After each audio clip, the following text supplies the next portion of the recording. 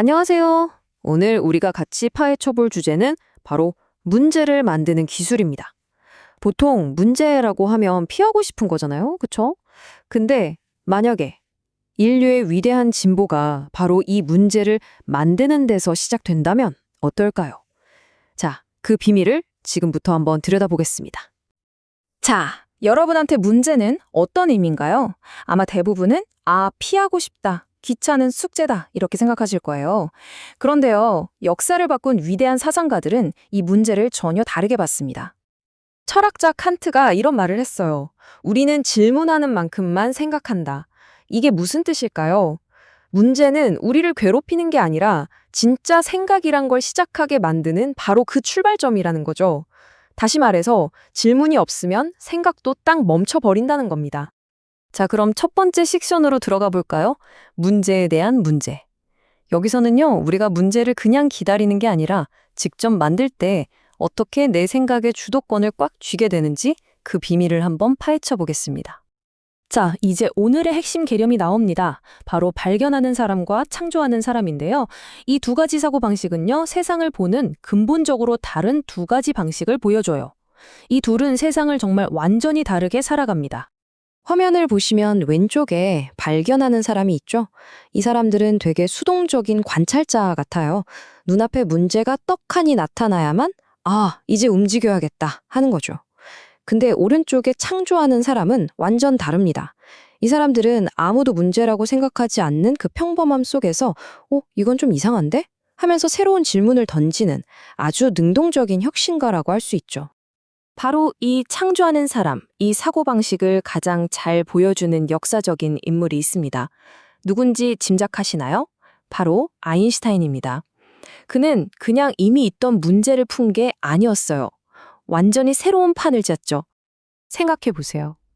그 당시에는요, 완벽해 보였던 뉴턴 물리학에 아무도 의문을 제기하지 않았어요. 근데 아인슈타인은 스스로 이런 문제를 만들어낸 겁니다. 아니, 빛의 속도가 일정하다면 왜 기존 물리법칙으로는 이게 설명이 안 되지? 바로 이 어떻게 보면 인공적인 질문 하나가 인류의 세계관을 통째로 뒤집어 놓은 거예요. 이처럼 패러다임을 바꾸는 엄청난 힘은요, 오직 문제를 만드는 사람에게서만 나옵니다. 자, 그럼 이 문제를 만든다는 아주 강력한 개념이 우리 일상하고는 무슨 상관이 있을까요? 사실 우리는 이미 그 결과물을 매일매일 바로 지금 이 순간에도 경험하고 있습니다. 한번 상상해 볼까요? 만약에 스마트폰도 없고 내비게이션도 없이 하루를 보내야 한다면 어떠실 것 같으세요? 와, 진짜 엄청나게 불편하겠죠. 근데요, 도대체 왜 이렇게 불편하게 느껴지는 걸까요? 정답은 의외로 간단합니다. 왜냐하면 과거의 누군가가 그 당시에는 너무나 평범하고 당연했던 그 상황을 보고 잠깐만, 이건 해결해야 할 문제잖아 라고 정의했기 때문이에요. 모든 진보는 바로 그 지점에서 시작됩니다. 이 표를 보시면 모든 게 명확해져요. 예전엔 은행에서 줄 서는 거 당연했죠. 근데 누군가 그걸 버려지는 시간, 이건 문제다 라고 정의하니까 모바일 뱅킹이 탄생한 거예요. 종이지도로 길치 않는 것도 평범한 일상이었지만 이거 너무 비효율적인데? 라는 문제 제기가 GPS를 낳았죠. 우리가 지금 손에 들고 있는 스마트폰도 다 마찬가지 원리입니다. 스티브 잡스가 남긴 이 유명한 말 있잖아요. 사람들은 원하는 것이 무엇인지 모른다. 보여주기 전까지는. 이게 바로 핵심을 꿰뚫는 말입니다. 진짜 혁신이라는 건요, 고객들이 아직 나 이거 불편했네? 라고 인식조차 못하는 걸 먼저 문제로 정의하고 짜잔! 해결책은 이겁니다. 하고 보여주는 데서 나온다는 거죠. 자, 좋습니다. 그럼 이제 무엇과 왜를 넘어서 어떻게로 한번 가볼까요? 그래, 알겠는데 그럼 우리도 이런 창조자의 사고방식을 가질 수 있을까? 네, 물론 가능합니다. 여기 아주 구체적이고 실행 가능한 도구 상자가 있습니다. 바로 이 창조자의 사고방식을 훈련하는 4가지 질문인데요. 첫 번째, 여기서 더 좋아질 수 있는 건 뭘까? 이건 우리를 현실에 안주하지 않게 만들죠. 두 번째, 만약 과거로 돌아간다면 지금의 뭐가 불편하게 느껴질까? 이건 과거의 불편함 속에서 혁신의 씨앗을 찾게 도와주고요. 세 번째, 이 시스템은 나중에 어떤 불편을 만들어낼까? 이건 미래를 예측해서 잠재적인 문제를 미리 발견하게 하는 거예요. 그리고 마지막으로 네 번째. 이건 과연 내가 해결할 수 있는 문제인가? 이 질문은 우리의 노력이 헛되지 않도록 가장 영향력 있는 문제에 집중하게 만들어줍니다. 그러니까 이 질문들은 그냥 머릿속에서만 맴도는 추상적인 생각이 아니에요. 새로운 가치를 만들어내고 나 자신을 성장시키는, 말 그대로 미래를 건설하는 아주 실용적이고 강력한 도구인 셈이죠. 자, 이제 마지막 결론입니다.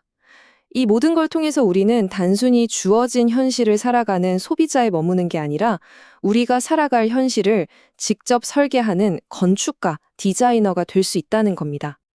그러니 더 이상 문제를 기다리지 마세요.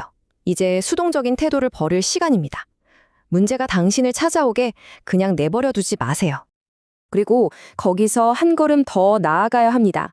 단순히 눈앞에 닥친 문제를 해결하는 발견자에 머물러서는 진짜 세상을 바꾸는 변화를 만들 수는 없어요. 그럼 어떻게 해야 할까요? 바로 만드세요. 네, 바로 이겁니다. 핵심은 문제를 만드는 거예요.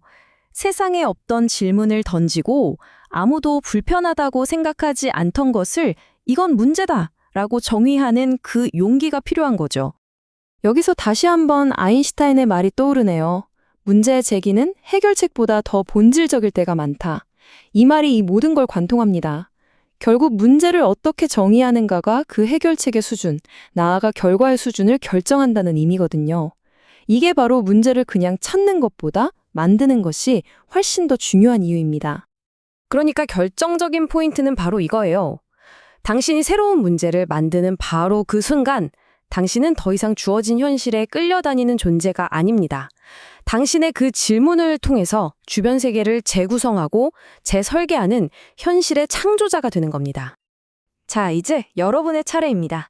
오늘 우리는 세상을 바꾸는 가장 강력하고 근본적인 도구, 바로 문제를 만드는 기술을 함께 살펴봤습니다. 이제 이 도구는 여러분 손에 쥐어져 있습니다. 이 도구를 가지고 당신은 어떤 문제를 만드시겠습니까?